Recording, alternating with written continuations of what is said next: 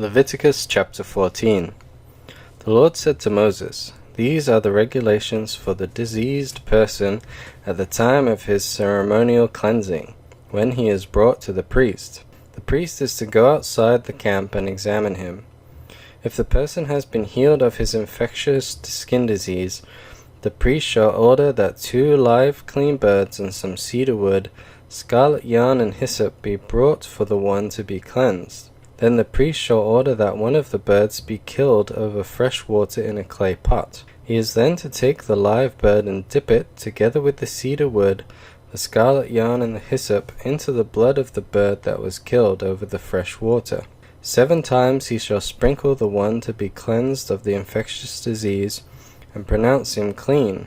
Then he is to release the live bird in the open fields. The person to be cleansed must wash his clothes, shave off all his hair, and bathe with water.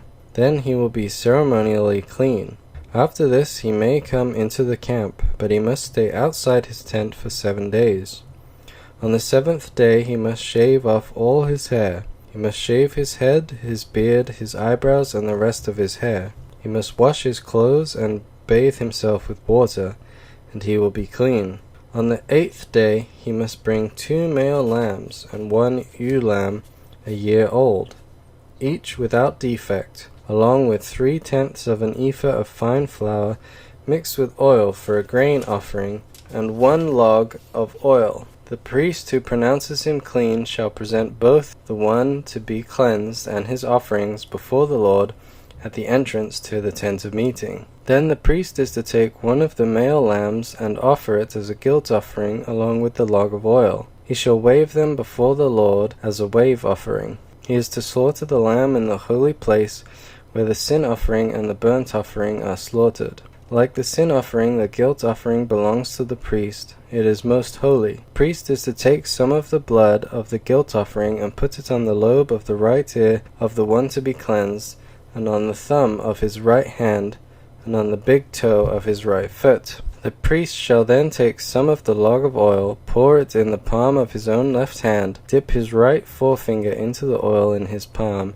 and with his finger sprinkle some of it before the Lord 7 times. The priest is to put some of the oil remaining in his palm on the lobe of the right ear of the one to be cleansed, on the thumb of his right hand, and on the big toe of his right foot, on top of the blood of the guilt offering. The rest of the oil in his palm the priest shall put on the head of the one to be cleansed, and make atonement for him before the Lord. Then the priest is to sacrifice the sin offering and make atonement for the one to be cleansed from his uncleanliness. After that the priest shall slaughter the burnt offering and offer it on the altar, together with the grain offering, and make atonement for him, and he will be clean. If, however, he is poor and cannot afford these, he must take 1 male lamb as a guilt offering to be waved, to make atonement for him, together with 1/10 of an ephah of fine flour mixed with oil for a grain offering, a log of oil, and 2 doves or 2 young pigeons,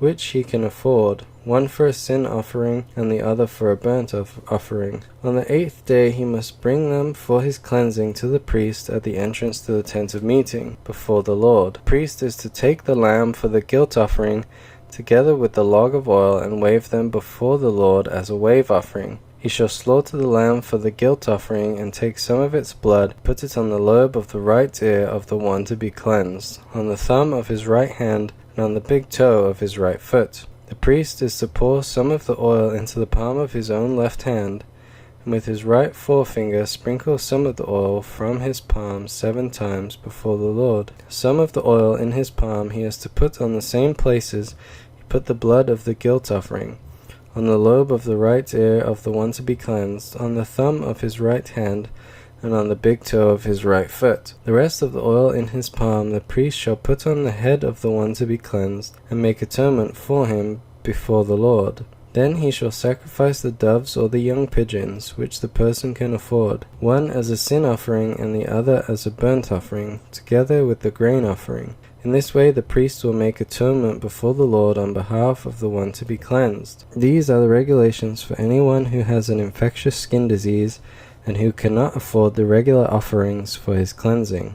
The Lord said to Moses and Aaron, When you enter the land of Canaan, which I am giving you as your possession, I put a spreading mildew in a house in the land. The owner of the house must go and tell the priest, I have seen something that looks like mildew in my house. The priest is to order the house to be emptied before he goes in to examine the mildew, so that nothing in the house will be pronounced unclean. After this, the priest is to go in and inspect the house. He is to examine the mildew on the walls, and if it has greenish or reddish depressions that appear to be deeper than the surface of the wall, the priest shall go out of the doorway of the house and close it up for 7 days. On the 7th day the priest shall return to inspect the house. If the mildew has spread on the walls, he is to order that the contaminated stones be torn out and thrown into an unclean place outside the town. You must have all the inside walls of the house scraped, and the material that is scraped off dumped into an unclean place outside the town. Then they are to take other stones to replace these, and take new clay and plaster the house. If the mildew reappears in the house after the stones have been torn out,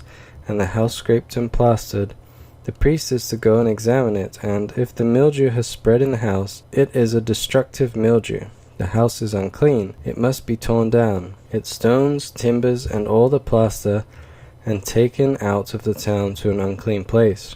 Anyone who goes into the house while it is closed up will be unclean till evening. Anyone who sleeps or eats in the house must wash his clothes. But if the priest comes to examine it, and the mildew has not spread after the house has been plastered, he shall pronounce the house clean, because the mildew is gone. To purify the house he is to take 2 birds and some cedar wood, scarlet yarn, and hyssop. He shall kill one of the birds over fresh water in a clay pot. He is to take the cedar wood, the hyssop, the scarlet yarn, and the live bird, dip them into the blood of the dead bird and the fresh water, and sprinkle the house 7 times. He shall purify the house with the bird's blood, the fresh water, the live bird, the cedar wood, the hyssop, and the scarlet yarn. Then he is to release the live bird in the open fields outside the town. In this way he will make atonement for the house, and it will be clean.